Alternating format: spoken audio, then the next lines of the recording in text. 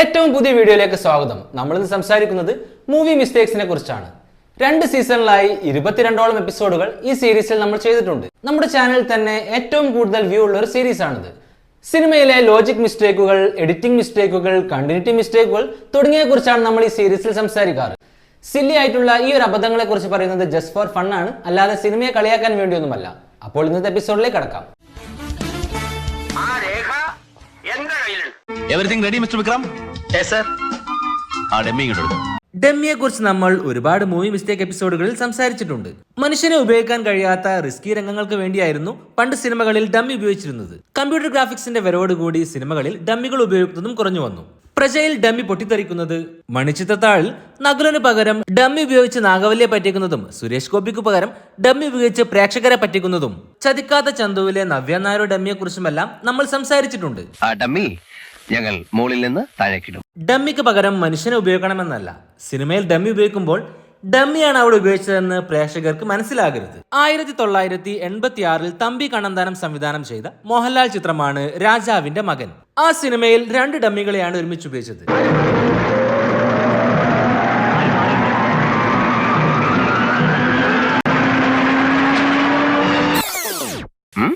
ഒന്ന് പോരാ, 2 ആയിക്കോട്ടെ. ഒന്ന് ചത്തയാൾ, മറ്റത് കൊന്നയാൾ. ലോറിക്ക് മുമ്പിൽ 2 ഡമ്മികളെ കുത്തി നിർത്തിയിരിക്കുകയാണെന്ന് വ്യക്തമായി മനസ്സിലാക്കാവുന്നതാണ്. സ്ഫടികം സിനിമയിലെ ക്ലൈമാക്സിലെ ഈ ഡമ്മി പോലെ ഉപയോഗിച്ചത് ഡമ്മിയാണെന്ന് പ്രേക്ഷകന് പെട്ടെന്ന് മനസ്സിലാകരുത്. എന്നാൽ ആ സിനിമയിലെ ക്ലൈമാക്സ് ഫൈറ്റിലെ ഈ ഒരു രംഗം ശ്രദ്ധിക്കുക.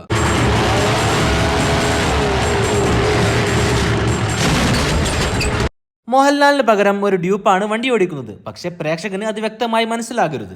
അതുകൊണ്ട് ഒറ്റ നിമിഷത്തേക്ക് ഡ്രൈവിംഗ് സീറ്റിന്റെ സൈഡ് ഒന്ന് മാറ്റി.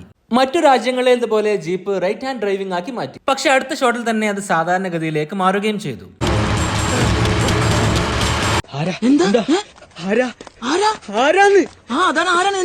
പക്ഷേ ആ ഒരു ഷോട്ടിൽ മോഹൻലാലിന് പകരം അഭിനയിച്ച ഡ്യൂപ്പിന്റെ മുഖം വ്യക്തമായി കാണാവുന്നതാണ്. 1994 രഞ്ജി പണിക്കർ എഴുതി ഷാജി കല സംവിധാനം ചെയ്ത സുരേഷ് ഗോപി ചിത്രമായ കമ്മീഷണർ റിലീസാകുന്നത്. ആ സിനിമയിലെ ഒരു ചേസ് രംഗമായിരുന്നു ഇത്.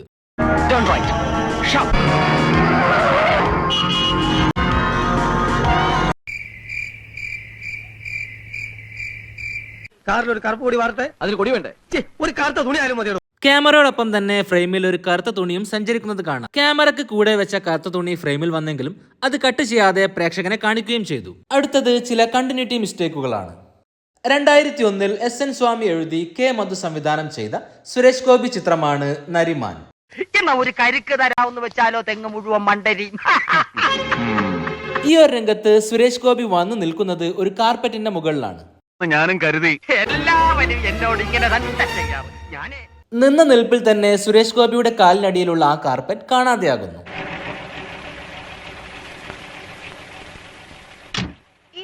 ഈ ഒരു രംഗത്ത് കാർ ഡോറിന്റെ ഗ്ലാസ് മുഴുവനായിട്ടും ഉയർത്തിയിട്ടുണ്ട്.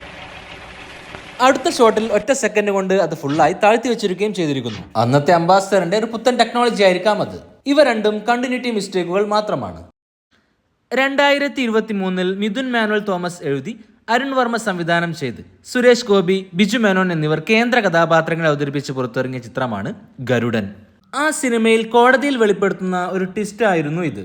ജയിലിൽ വെച്ച് സെൻട്രൽ യൂണിവേഴ്സിറ്റിയുടെ 2016-19 ബാച്ചിൽ LLB പാസ്സായിട്ടുള്ള ആളാണ് ഞാൻ. പ്രൊഫസർ നിശാന്ത് ജയിലിൽ വെച്ച് LLB പഠിച്ചെന്ന കാര്യം അതാരും അറിയാതെ പോയെന്ന് സുരേഷ് ഗോപിയുടെ കഥാപാത്രം പിന്നീട് പറയുന്നുമുണ്ട്. ജയിലിൽ നിന്ന് പഠിച്ച് ലോ ബിരുദം എടുത്താൽ അതൊരു വലിയ വാർത്തയാവും. പക്ഷെ നിശാന്ത് അത് മറച്ചു വെച്ചു. പക്ഷേ ഈ ഒരു ട്വിസ്റ്റ് അതിനെല്ലാം മുമ്പ് തന്നെ സുരേഷ് ഗോപി അടക്കം എല്ലാവരും അറിയുന്നുണ്ട്. കുപ്രസിദ്ധമായ തെരേസ കേസിൽ കുറ്റവാളിയായിരുന്ന അഡ്വക്കേറ്റ് നിഷ പുനർവിചാരണ ആവശ്യപ്പെട്ട ഹൈക്കോടതിയെ സമീപിച്ചു. കാരണം ഈ ഒരു TV വാർത്തയിൽ അഡ്വക്കേറ്റ് നിശാന്ത് എന്നാണ് പറയുന്നത്. അപ്പോൾ നിശാന്ത് അഡ്വക്കേറ്റ് ആയ കാര്യം എല്ലാവർക്കും ആദ്യമേ അറിയുന്ന ഒരു കാര്യം തന്നെയാണ്. പിന്നെ കോടതിയിൽ അതൊരു ട്വിസ്റ്റായി അറിയുന്നതും അതിനുശേഷം ആരും അറിഞ്ഞില്ല എന്ന് പറയുന്നതും എല്ലാം എന്തിനാണ്? സിനിമയുടെ കഥയിൽ അത് കോടതിയിൽ വെളിപ്പെടുത്തുന്ന ഒരു ട്വിസ്റ്റ് തന്നെയാണ്. പക്ഷെ ഒരു ഡബ്ബിംഗ് മിസ്റ്റേക്ക് കൊണ്ടാണ് അത് ആദ്യം തന്നെ വെളിപ്പെട്ടു പോയത്. എല്ലാത്തിനും മുമ്പ് കാണിക്കുന്ന വാർത്ത ഡബ് ചെയ്തപ്പോൾ പ്രൊഫസർ നിശാന്തിന് പകരം അഡ്വക്കേറ്റ് നിശാന്ത് എന്ന് പറഞ്ഞു പോയതായിരിക്കാം. അല്ലെങ്കിൽ ആ ഡയലോഗ് എഴുതി കൊടുത്തയാൾക്ക് പറ്റിയൊരു തെറ്റായിരിക്കാം അത്. കാൻമാക്സ് ഓൺലൈൻ എന്ന നമ്മുടെ ഇൻസ്റ്റാഗ്രാം വഴിയായിരുന്നു അമൃതലാൽ ഈ ഒരു അബദ്ധത്തെ കുറിച്ച് പറഞ്ഞത്. 2015 സച്ചി എഴുതി സംവിധാനം ചെയ്ത പൃഥ്വിരാജ് ചിത്രമാണ് അനാർക്കലി. ആ സിനിമയിലെ ഫേമസ് ആയ ഒരു ഗാനമാണ് വാനം ചായും.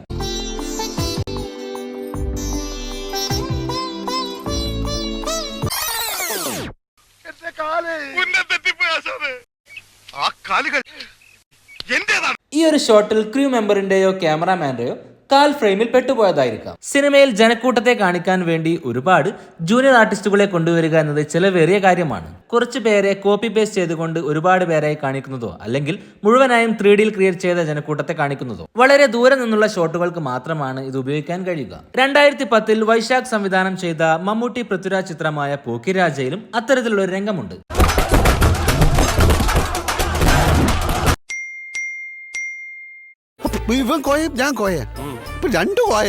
ഈ ഷോട്ടിൽ വന്നിരിക്കുന്ന ഒരാൾ തന്നെ അപ്പുറത്തതാ വീണ്ടും നിൽക്കുന്നു, അതിനപ്പുറത്ത് അയാൾ വീണ്ടുമുണ്ട്. ഇതിലെ പ്രശ്നം എന്തെന്നാൽ വളരെ അടുത്തുള്ള ഷോട്ടിലാണ് ഇതുപോലെ കോപ്പി പേസ്റ്റ് ചെയ്തിരിക്കുന്നത്. അതുകൊണ്ട് തന്നെ ഒരു ഫ്രെയിമിൽ ഒരാളെ 3-4 പേരായി വ്യക്തമായി മനസ്സിലാക്കാവുന്നതാണ്.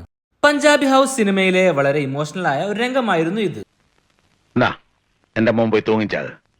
ഇതിനേക്കാ വലിയൊരു സഹായം അച്ഛന് ചെയ്യാൻ പറ്റില്ല. പിടിച്ചേ.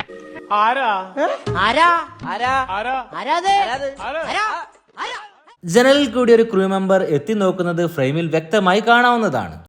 2005 അനിൽ സംവിധാനം ചെയ്ത കലാഭവൻ മണി ചിത്രമാണ് ലോകനാഥൻ IAS.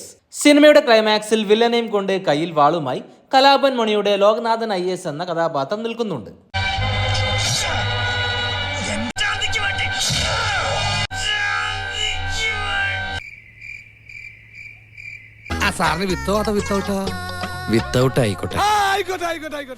സൗണ്ട് എഫക്ട് ഉണ്ടെങ്കിലും വാളുകൊണ്ട് കുത്തുന്നതൊന്നും തന്നെ ഫ്രെയിമിൽ കാണിക്കുന്നില്ല. അപ്പോൾ വാളില്ലാതെ കുത്തിക്കൊല്ലുന്ന ഒരു രീതിയാണ് സിനിമയിൽ കാണിക്കുന്നത്. മണിയുടെ കയ്യിൽ വാളില്ല എന്ന് ഈ ഫ്രെയിമിൽ വ്യക്തമായി മനസ്സിലാക്കാം. എന്നാൽ അടുത്ത ഷോട്ടിൽ വാൾ പ്രത്യക്ഷപ്പെടുകയും ചെയ്യുന്നുണ്ട്. 2010 ജോർജ് വർഗീസ് സംവിധാനം ചെയ്ത പൃഥ്വിരാജ് ചിത്രമാണ് താൻ തോന്നി. അങ്ങനെ വടക്കൻ വീട്ടിൽ കൊച്ചുകുഞ്ഞ് ഭായിയായി. സിനിമയിലെ ഈ ഒരു മാസ് രംഗത്ത് കാണിക്കുന്ന ഹെലികോപ്റ്ററുകൾ രണ്ടും വ്യത്യസ്തമാണ്. ആദ്യം കാണിച്ചത് സ്റ്റോക്ക് ഫുട്ടേജ് ഉപയോഗിച്ചതായിരിക്കാം.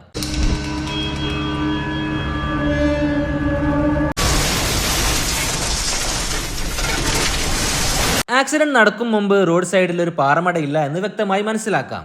എന്നാൽ ആ ജീപ്പ് വീഴാൻ വേണ്ടി മാത്രം പെട്ടെന്ന് റോഡിനടുത്തൊരു പാറമട പ്രത്യക്ഷപ്പെടുകയാണ്. 2016 ജിജു ആന്റണി സംവിധാനം ചെയ്ത പൃഥ്വിരാജ് ചിത്രമാണ് ഡാർവിന്റെ പരിണാമം. ആ സിനിമയിലെ 3 രംഗങ്ങളാണിത്.